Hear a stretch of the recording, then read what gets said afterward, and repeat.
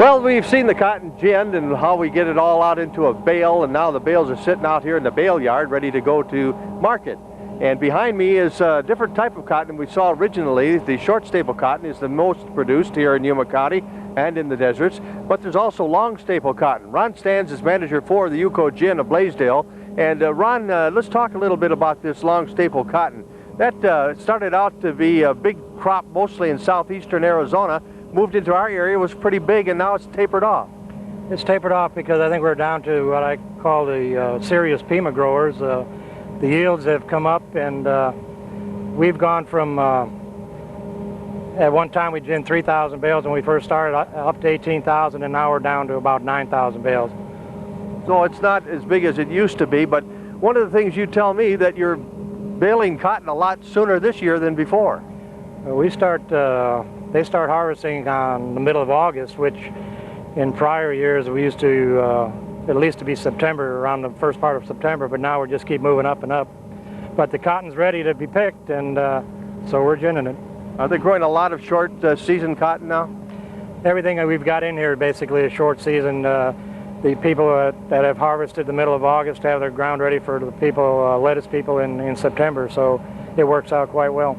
Well, Ron, what about the marketing of this cotton now? The long staple cotton is your finer grade cotton. It goes into fine linens and things like that.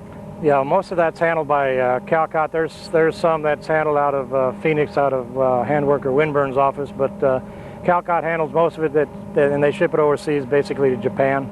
Now, what do the cotton people, the textile mills, look for when they get one of your bales? What do they look at first?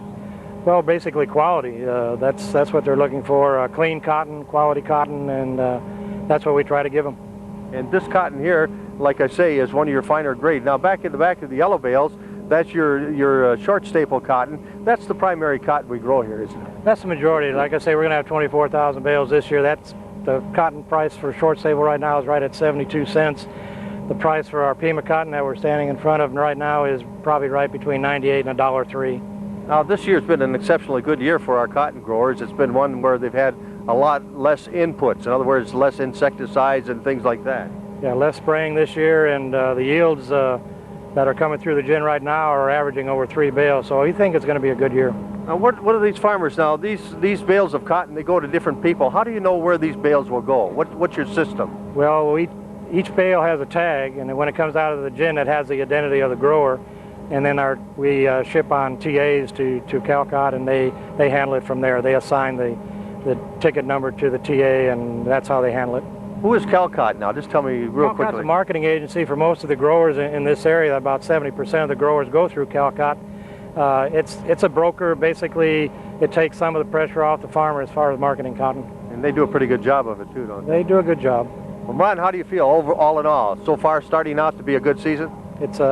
So far it's been good. We had a little bit of power problems when we had that rainstorm come through, but we're up and running right now. Cotton didn't hurt us too. The rain didn't hurt us too much, did it? No, not too much, I don't think. It slowed things down for a little while. Ron Stans is the general manager for the UCO Gin out at Blaisdell off of Highway 95 here in Yuma County.